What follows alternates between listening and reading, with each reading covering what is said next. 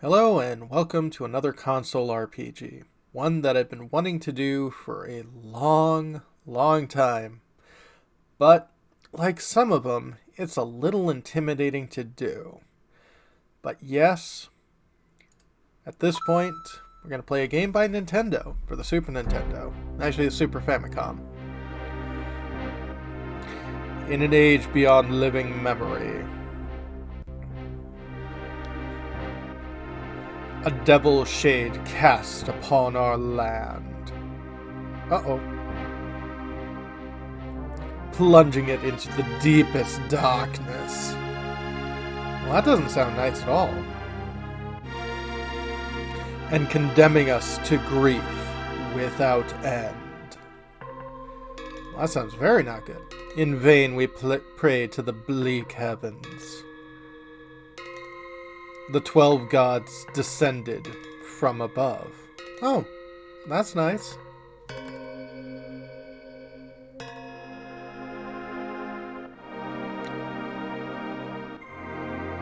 To lead the charge against the great evil. Invoking holy light, the gods smote the devil. Well, that's nice. And granted us our lost hope once more. We and our world were thus reborn. That's good. And so, as time flows endlessly on, our nightmare has faded into legend. Well, that's good. Kinda. Fire Emblem. Genealogy of the Holy War. Yep, this is Fire Emblem IV. I think it's actually like the 5th game they made, because I don't think they count Fire Emblem Gaiden.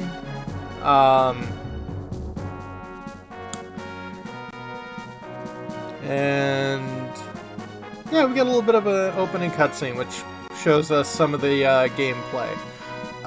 This is a turn-based tactical RPG with a serious emphasis on the tactics. If you played some of the modern Fire Emblem games, you might think about what you're getting into. But Fire Emblem 4 and Fire Emblem Saga 776, I believe is the name for it, are the two games that are... thank you. Two of the games that are frequently considered some of the most difficult of the series, but it is often considered some of the more rewarding games because it's got a really good storyline. You just gotta get through it. This is the first Fire Emblem game that introduced the relationship mechanic into the game, which the longer you keep people next to each other, the closer they get, and you can also have them talk to each other, which is interesting. And this is one of the few games where that mechanic is, like, seriously part of the game. Because, as the subtitle goes, this is a multi-generational game. And, yep, this is produced by Gunpei Yokoi, creator of the Game Boy. But yes, this is a multi-generational game, and depending on who you pair together, determines the sorts of characters you get in the second half of the game. Which unfortunately means that this game has a bit of a eugenics, at least as far as min-maxing your characters go, which is a little creepy, but I guess any game where you play matchmaker for a bunch of people, you kind of have that thing going on. It's kind of weird. This is why reality is not video games. But we are going to start a new game. The Jungdral Chronology. And I'm going to be pausing this. Year 1. The Kingdom of Gran is born on the Jung River West Banks. 230. Gran is transitioned into a republic. Yay! Only took, 229 years. Year 310, Republic's territory expands, Golden Age of Prosperity begins. Oh, that's nice. 440, Advent of the Dark God. Its vessel, Gale, founds the Loptian Order. That's not so nice.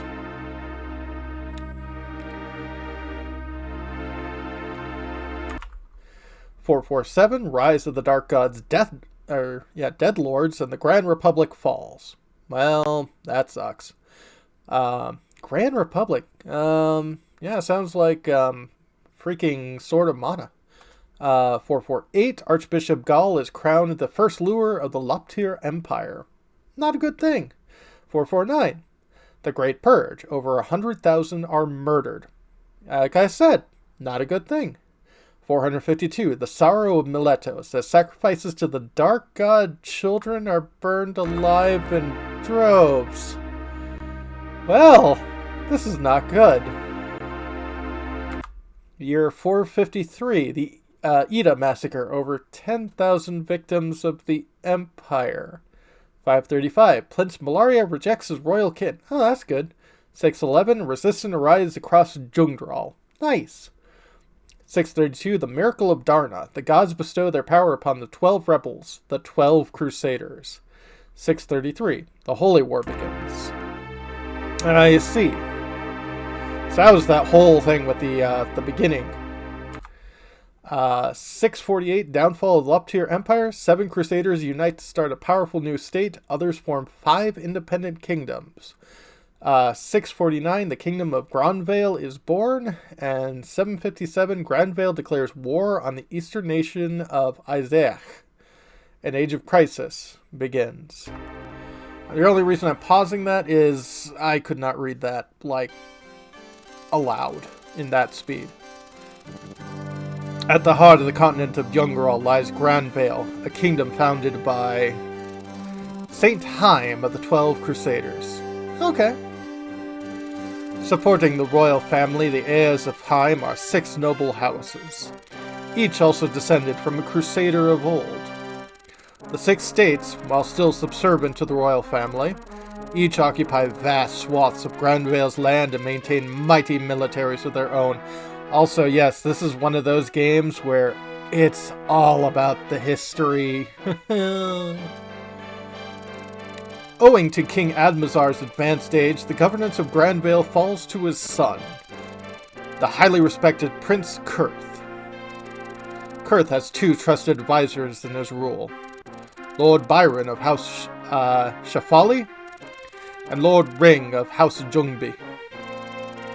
Grannvale's Chancellor, Lord Raptor of Friege, has long objected to the threat of his influence posed by Kurth and his advisors, and has allied himself with the avaricious Lord Langbalt of House Dozel to form a faction opposed to Kurth's rule over Grannvale. Is this Fire Emblem or is this Crusader King? The young Duke of House Velomer, Lord Alvarez, leads the Royal Guard in the King's care so that he has little time for the circus of politics. Only Father Cloud of House Ida could foresee the oncoming storm. Wow, Father Cloud is a very shonen character. Into the midst of the tense situation comes dire news of Jungdral's east. Uh-oh.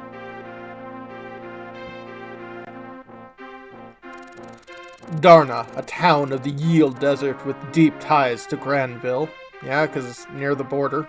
Probably a major trading settlement, is now besieged by savage warriors from Isaac. Reports of a brutal massacre abound.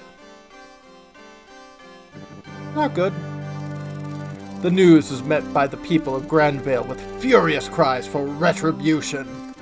And before long, the kingdom declares war on Isaac. Prince Kurth leads Grannvale's charge on his father's behalf, commanding the military might of the kingdom's 6 houses.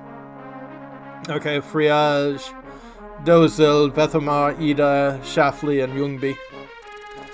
At Kurth's side is as always, none other than Lord Byron. Lord Byron, who just wants to stay at home and, write his novels. A highly decorated hero of peerless valor in his own right. Yeah, he helped fund the Greek independence. Oh wait, wrong Lord Byron. Grannvale has poured its entire military might into the Isaac campaign, and precious few soldiers remain behind with its neighbors. Uh-oh.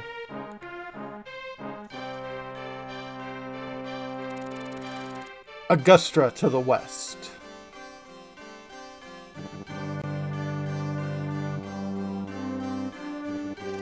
And Verdane to the south, bound in alliance with Grannvale. None dared to dream they could ever be threatened. It is not long at all, however, before the people's confidence is shattered. As if from nowhere, a vast horde of Verdane led by Prince Gandalf. Uh-oh. We're gonna have to deal with the wizard? Crosses the Grannvale border and lays siege to Ljungby Castle. In Lord Ring's absence, his daughter, Lady Ideen, is Ljungby's only guardian. Lord Byron has entrusted the defense of Grannvale in his absence to his son, Sigurd, who remains at Calfrey Castle with a mere handful of soldiers. A friend of Ideen since childhood. Sigurd is horrified to hear of Ljungby's siege, and even with so few soldiers, is determined. Also, in previous translations, Sigurd was called Sergid. I don't know why they changed it, but yeah. Guess to not confuse you with the Norse hero. To protect Ideen and his fatherland from the savage Verdunite hordes. The year is 757, Grand Calendar, and thus the threshold of fate is cast open. Nobody could have known then that this simple disturbance was but the first of countless calamities to come. That's not good. Prologue. Birth of a Crusader.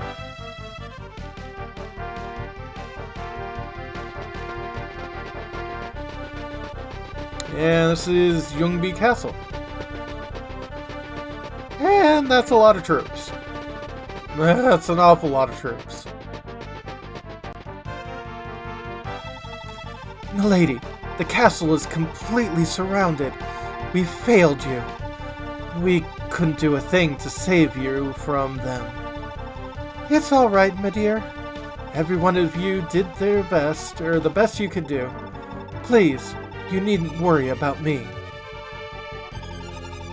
You must ensure that as many of you survive this as possible. No, milady, we might not stand a chance, but every last one of us will give our lives to protect you, right to the very end. Thank you, my dear. I'm so sorry.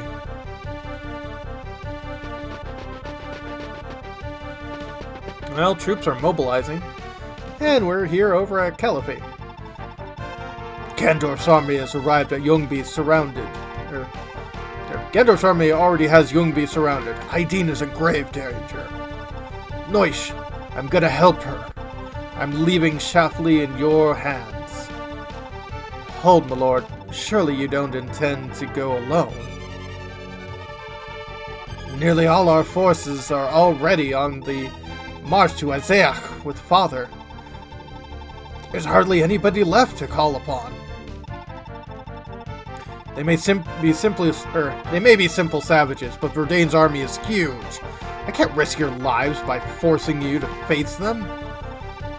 Perish the thought, my lord. I was born a knight, and I will gladly risk dying a knight's death. At least in your name. God, the text moves so slowly. To allow our lord to die alone in battle would be an unspeakable disgrace. We shall be by your side every step of the way. Alec, I trust you're one of the same mind? Yeah, of course. But there's more than just Youngby at stake. We've got to stop by the nearest villages first. Those thugs will try to beat us to them, and they'll loot, massacre, and burn them all down if they do. We gotta get there first and lend the locals a hand in locking the villages down and fortifying their defenses. Makes sense. Absolutely. We mustn't neglect our knightly duties to the people, especially not at a time like this. Good point, Alec. Actually, that was all Ulfley's idea. That kid's every bit the tactician they say he is. Give him a few years and he'll be a match for his old grandpa, Lord Cesare. Ulfley's still around the castle, huh? Ulfley, I know you're here. You can come out now. My apologies for still being here, sire. Still, if you would allow it, I'd like to join you in battle. I can't just sit back while you risk your lives. I don't know. You're still so young. Are you sure you're ready for this? I'm already 14, sire. I may not be battle ready just yet, but there's still so much I can do to support you. Okay. Please, allow me to accompany you. I swear that I won't let you down. Fair enough, Ulfrey. Oifrey. After all, you spent 2 years training as my squire. Real battlefield experience would be fantastic for your training, but you're still definitely not up to actually combat duty for now. How about you ride with me as my advisor instead? Yes, thank you, sire. Thank you. My lord, what a defense of Calfrey itself in our absence. Leaving the castle unattended is risky. Should the enemy slip past us, an unguarded castle will fall easily and spell us a swift end. Nice. I say there's only one man who we can depend upon for that. Eh, Ardeen? Hold on a moment. Why me, Alec? Sturdy as a brick wall, strong as an ox, slow as a turtle. Face it, Ardeen. You were born for guard duty. I'm strong and tough, I know, but you really don't need to call me slow. He has a point, Arden. Would you? You're the most apt at guard duty. Fine. I'll do it. But you have to bring me with you at least once. I don't want to be left out of action. Right, men. It's time to set out. Let's start by assisting the villages. And then it's onward to Youngby.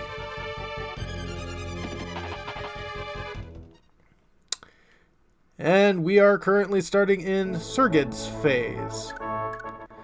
And if I hit, the X button, or Y button actually,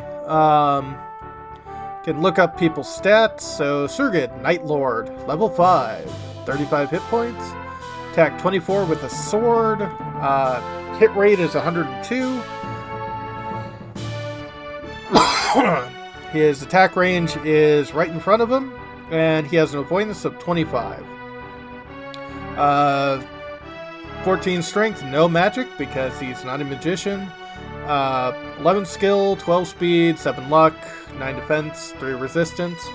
Currently equipped with sealed sword and also has an iron lance on hand. And he is personal data. Authority, he has 2 points into that, which I believe gives him a boost to people stats around him. He has no lover at the moment, and he isn't really talking with anyone at the moment. He has a movement range of 9, 5,000 golds at the moment, and in the arena he is a neophyte at level 1. And he's also healthy, which is really good. Weapon level with swords, he is maxed out at star or S rank, and B level with spears. And I want to say, okay, that didn't. Can I look things up here? No. I want to say that's the pursuit skill, which allows him to do multiple attacks. And yes, this has popped up a few times because I keep hitting A. He is of the holy blood of Baldur, which means he is a direct descendant of one of the original 12 Crusaders. And after all of that, we're gonna call this a video. Yeah, we haven't even started a gosh darn thing. But that's gonna be for next time. When we come back, Fire Emblem. Have a good one, folks.